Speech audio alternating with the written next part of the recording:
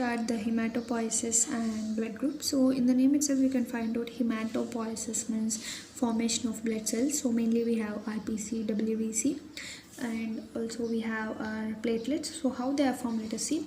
So the main introduction is hematopoiesis is defined as the development of blood cells like RBC, WBC, platelets, and the location of hematopoiesis is according to the age. So according to the age there are different locations for hematopoiesis. So let us check out. So for example, if the age of an individual is like between 3 weeks to 3 months, it's just like an infant in the intrauterine life. So of course the site of formation of blood cells takes place in yolk sac. Whereas from the 3 months to 5 months, that is also still intrauterine life, but the site is liver and spleen. But in adults also, if the blood cells are forming still in the liver and spleen, or especially in the liver, then it's a pathology. In adults it's called extramedullary hematopoiesis because it's coming from the liver rather than bone marrow. In adults it should come from bone marrow. And from 6 months like till 20 years, the red bone marrow of long and flat bones is a site of production of hematopoiesis. Whereas after 20 years, like if you are coming into adulthood, the red bone marrow of flat bones, especially like example midline, like iliac crest. So these are the structures, like the location changes according to the age. So that thing you need to remember. So when you are in intrauterine life, first in the yolk sac, later in the liver and spleen. After 6 months till the 20 years, it's in a red bone marrow of long and flat bones. After the 20 years, that is entering into the adulthood, you will have in the red marrow of especially flat bones, like in the midline structures like iliac crest. So these are the points you need to remember. And next we'll move on to development of RBC. So we'll start with our red blood cells development. The process is called erythropoiesis. So erythropoiesis, you have mainly the pluripotent hematopoietic stem cell. It's the first one which is going to start a process. So mainly in the presence of transcription factors like GATA, and also a friend of GATA like FOG. So this GATA, FOG, this together in the presence, in its present, it converts the pluripotent hematopoietic stem cells to BFUE. BFUE means burst forming unit erythrocyte. So this is actually an earliest committed RBC precursor, means it's now committed to produce a RBC. So it's a precursor, it's the first precursor, that is a BFUE, that is a burst forming unit erythrocyte. Later this BFUE is converted into CFUE, that is colony forming unit erythrocyte. So now they first RBC is committed to form, later they'll try to form a colony. So this is mainly the erythropoietin receptor. Actually here the erythropoietin receptor will be very much highest because now they are planning to form a colony. So to form a colony, of course you need more erythropoietin, so it's highest in this colony forming unit. Later proerythroblast will be forming, and it's a synthesis of hemoglobin begins here. So the proerythroblast, in the name it's going to say pro, means it's a pro form of erythroblast. So it's a where the synthesis of hemoglobin actually begins. And next comes a basophilic erythroblast, and next comes a polychromatophilic erythroblast. And in the polychromatophilic erythroblast you can see the appearance of hemoglobin. So mainly the appearance of hemoglobin begin in the polychromatic erythroblast. Next you have the orthochromatic erythroblast, which is a full complement of hemoglobin is present. So you can see the full complement of hemoglobin in the orthochromatic erythroblast. Finally you have a reticulocyte, which is an immature RBC, and this will be converted into the mature RBC, that is a erythrocyte, and the size is like 7.2 microns. So this is how you can see from the pluripotent hematopoietic stem cell, many stages are undergone, and finally our mature RBC is formed with 7.2 microns. So what is the regulatory factor for this whole process erythropoiesis? Is mainly our erythropoietin. So erythropoietin is a major regulator, and the stimulus for this erythropoiesis is hypoxia. Like for example, whenever there is low oxygen, of course when low oxygen the blood supply also will be lower, so RBC start forming more whenever there is hypoxia by this erythropoiesis process. And the source of erythropoietin is mainly you can see 85% is from EPO from the kidneys. Actually this erythropoietin will come from the kidney, especially which is present in the interstitial cells around the peritubular capillaries. And also there are some other sites rather than kidney. Everyone remember only kidney, but the source of erythropoietin is also from the liver because it's a protein, and also it's from the uterus, which is very interesting point, and also from the brain, very interesting. So brain and uterus also can form the erythropoietin. Now let us see what is the action of this. So, okay, it has formed. Now what is going to do? It mainly increases the RBC by a Janus kinase receptor pathway. So it has some internal signaling pathway, that is a Janus kinase receptor pathway, especially JAK2 start pathway. 2, that is important. JAK2 isotype 2 is important. So if there is mutation, or let us see like pathology kind, if there is any mutation in this JAK2 gene, then it is called as gain of function mutation, and it will lead to polycythemia vera. So remember, JAK2 start pathway is main action of this EPO. So any mutation in that, it will lead to polycythemia vera. Of course, mutation, gain of function, we are saying here gain means here what happens is lot of RBC start forming, so hence it is called polycythemia. Poly means many, cythemia means more cells, so more RBC cells are forming here, that is a mutation of JAK2. And during hypoxia, the hypoxia inducible factors like HIF get separated from the von Hippel-Lindau protein. So actually, normally in normal conditions they both are together, that is this HIF and this von Hippel-Lindau protein are together, but in hypoxia conditions they are separated from each other. So because of this separation, it leads to increase in erythropoietin, and this will of course increase the RBC. So the main reason behind why in hypoxia there is more RBC, that is HIF and von Hippel-Lindau protein are getting separated. And the recombinant EPO drugs. So nowadays we are getting this recombinant drugs which are trying to increase the RBCs, right? So it's mainly used in the treatment of anemia, because in anemia already they'll have low RBC. So we can increase the RBC by using this kind of recombinant drugs.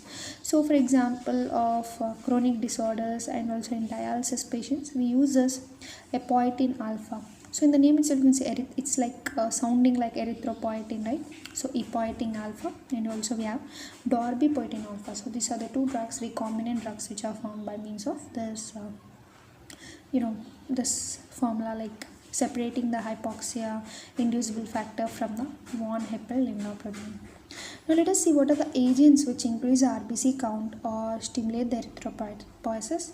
So mainly we have a growth hormone. So in the name itself you can say growth, it leads to all growth. So for growth we need RBC, right? And T3, a thyroid hormone, it controls the metabolism, right? So it will also increase the RBC. And cortisol, it's a steroid hormone, which is also increasing RBC, and testosterone, male hormone. So that's why the male have more RBC, more stronger than female, because of their hormone, which is leading to increase in RBC.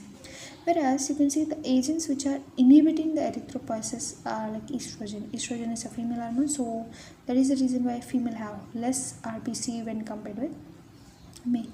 And next, let us see the development of WBC, that is leukopoiesis. So we have understood how the RBC are formed, what are the mutations, what are the role of erythropoietin. Now we'll see WBC. The process is called leukopoiesis. So before we are seeing erythropoiesis, now leukopoiesis. So pluripotent, here also the main cell is pluripotent hematopoietic stem cell. It will divide into the lymphoid stem cell and colony forming unit. So the lymphoid stem cell is the one which will convert later into lymphoblast and lymphocyte. So this is how the lymphocyte is forming. But rather than lymphocyte, there are many other WBC cells like neutrophils, basophils, eosinophils. So how they are formed? So this colony forming unit converts this myeloblast. This myeloblast further divides into promyelocyte and monoblast. So monoblast continues into promonocytes and finally into monocyte. And the promyelocyte converts basophil myelocyte into basophil metanomyelocyte, final basophil. So the same process for them also, eosinophil like that only, and even neutrophil like that only. So this is how neutrophil, eosinophil, basophil and monocyte are formed. Lymphocyte has a special route, and these are the common colony forming unit. So here the regulatory factor is leukopoiesis. So the colony stimulating factors and interleukins playing the major role.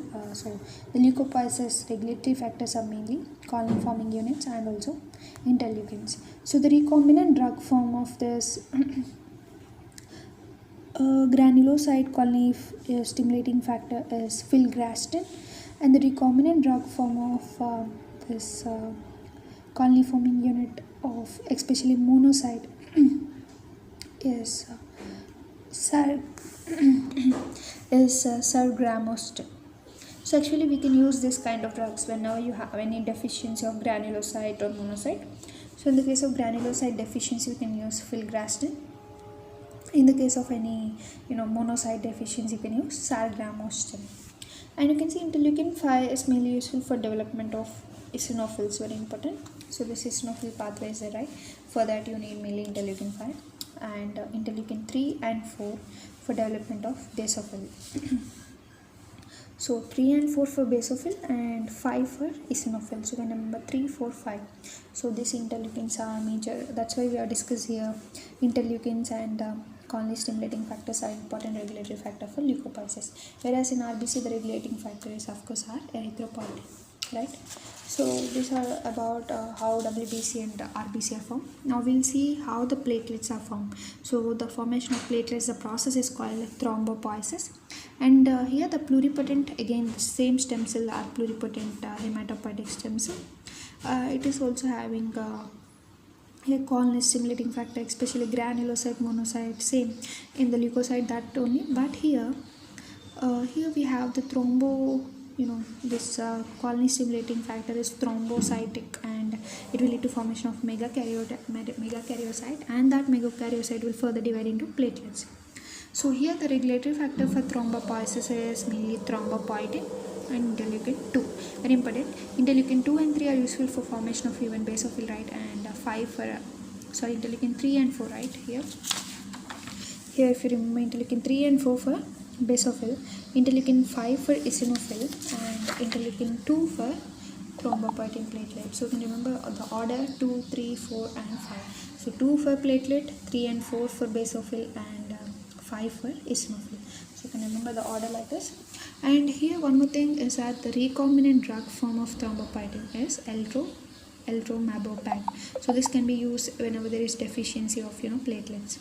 And the drug form of interleukin 2 is opreleukin. So if some have any regulatory factors deficiency, we can also give this drug form of interleukin 2 so that it will enhance the production of platelets.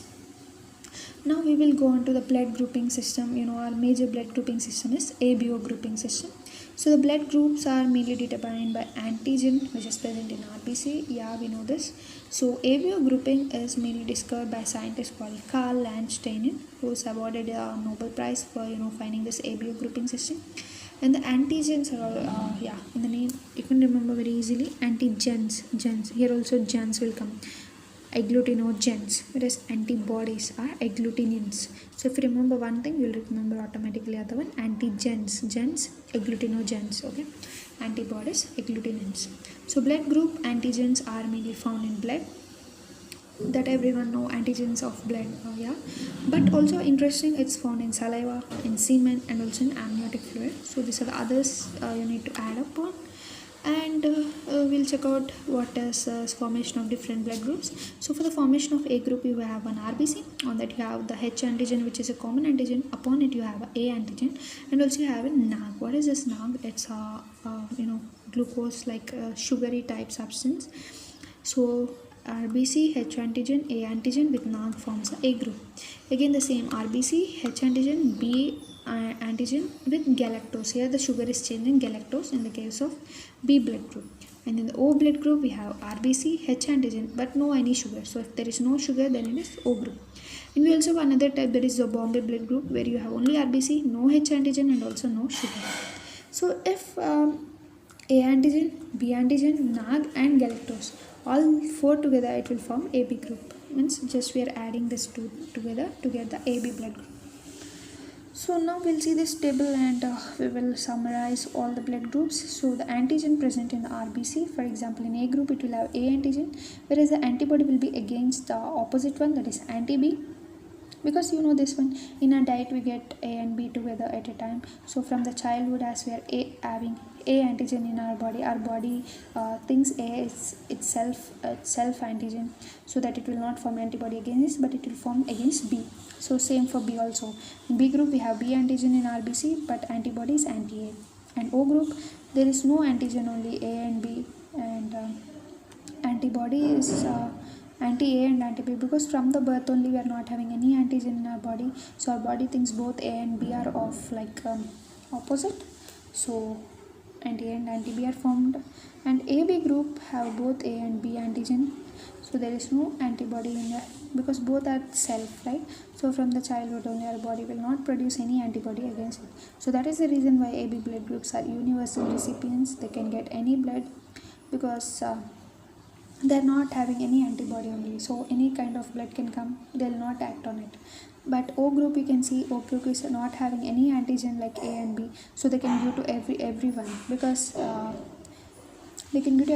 there is no antigen only. First antibody to attack on antigen, there is no antigen only, so we can give to everyone. So that is why AB group are universal recipients, whereas O group are universal donors.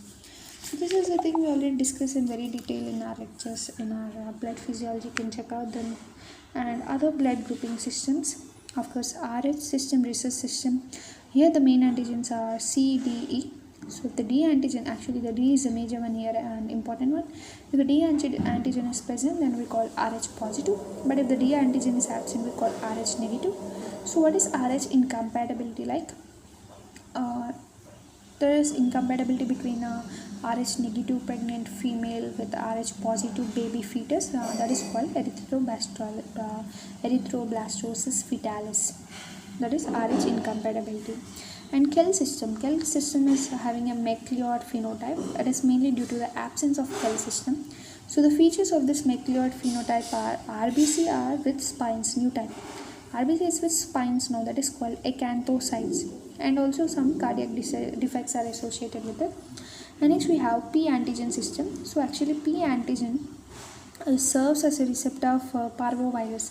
You can remember P for P, parvovirus, especially B19 type, and also E for the E. coli. So it acts as a receptor, and some if autoantibodies are formed against this P antigen, the disease is called paroxysmal cold hemoglobinuria.